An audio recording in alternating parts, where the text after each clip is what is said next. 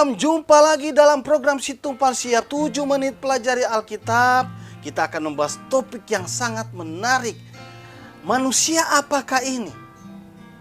Terjadi gempa saat puncak penderitaan dan kemenangannya.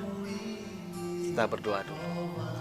Tuhan Yesus, pimpin kami supaya kami dapat memahami firman-Mu dan dapat melakukannya. Amin. Itu terdapat di dalam Injil Matius pasal 27 ayat 51 dan Injil Matius juga pasal 28 ayat yang kedua. Dalam program Si Tumpal yang lalu saya telah menjelaskan tentang saat kematian Yesus, kuburan terbuka dan orang-orang dalam perjanjian lama itu bangkit kembali. Namun perlu diingat bahwa orang-orang ini mereka tidak hidup selamanya. Mereka mati lagi karena mereka belum bangkit dengan tubuh kemuliaan. Yang bangkit dengan tubuh kemuliaan hanya Yesus saja. Yesus yang sulung, yang bangkit dari antara mereka yang telah mati itu seperti yang tertulis dalam 1 Korintus pasal 15 ayat yang ke-20. Jadi hanya Yesus saja yang bangkit dengan tubuh kemuliaan. Sekarang saya akan menjelaskan tentang peristiwa-peristiwa unik dan aneh bin ajaib yang terjadi pada saat menjelang kematian Yesus dan juga pada saat kebangkitan. Peristiwa ini dicatat oleh Injil-Injil sinoptik yaitu Matius, Markus, Lukas. Yohanes hanya menjelaskan tentang peristiwa unik pada saat kebangkitan Yesus. Nah, peristiwa aneh apakah itu? Yang pertama adalah peristiwa menjelang dan saat puncak penderitaan Kristus dan kematiannya. Itu terdapat dalam Matius pasal 27, pasal 15 kitab Markus dan Injil Lukas pasal 23. Kalau kita membaca di sana pada saat kematian Yesus itu terjadi gelap gulita selama 3 jam dari pukul 12 sampai jam 3 sore. Dijelaskan oleh Matius, Markus, Lukas. Tabir bait Allah terbelah itu Matius, Markus, Lukas menjelaskan. Gempa bumi hanya dicatat oleh Matius. Bukit batu terbelah hanya dicatat oleh Matius. Kuburan-kuburan terbelah itu pun hanya dicatat oleh Matius. Jadi ini ada minimal 5 peristiwa unik terjadi pada saat menjelang Yesus mati sampai Yesus menghembuskan napas terakhir. Dia berkata, "Tetelestai." Sudah selesai, sudah genap. Kemudian terjadi peristiwa ini. Kemudian peristiwa apa yang terjadi pada saat kebangkitan Yesus? Yaitu gempa bumi juga terjadi. Itu hanya dicatat oleh Matius dalam Matius pasal 28 ayat 2. Kemudian batu kubur terbuka atau terguling. Itu dicatat oleh seluruh kitab Injil, baik sinoptik maupun Injil Yohanes. Dan ada satu lagi, pada saat kebangkitan Yesus tidak ada kegelapan, cerah, terang benderang. Nah, itu hal yang unik. Ada perbedaan ketika Yesus mati dan ketika Yesus bangkit. Tapi ada satu peristiwa yang sama yang hanya dicatat oleh Matius. Apa itu? Gempa bumi. Apa maksud daripada peristiwa itu ya?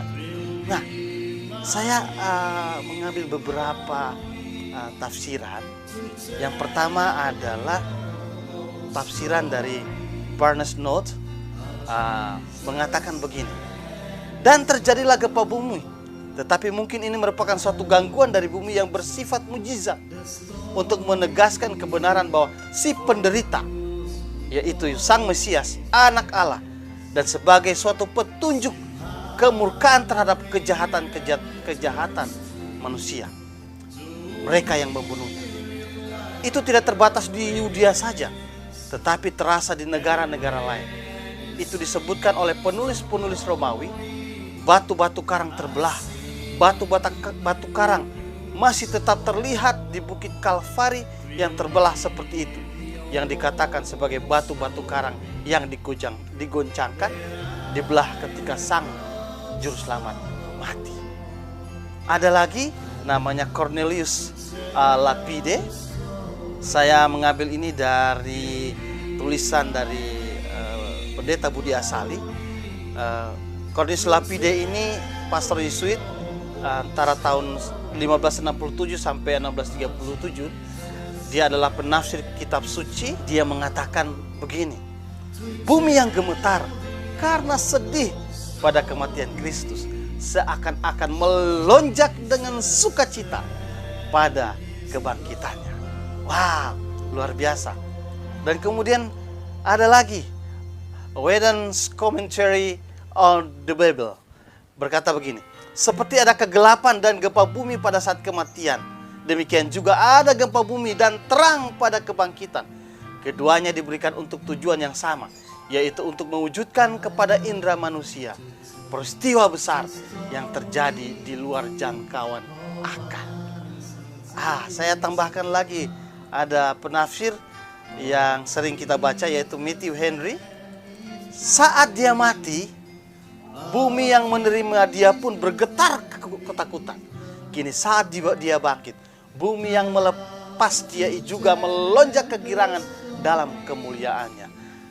Jadi itu penafsir dan saya sangat bersuka cita. Saya sangat setuju dengan tafsiran ini.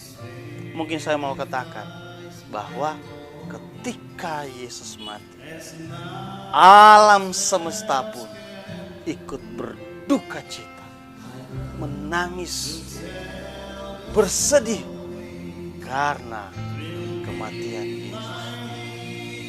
Dan alam pun bersuka cita ketika Yesus bangkit.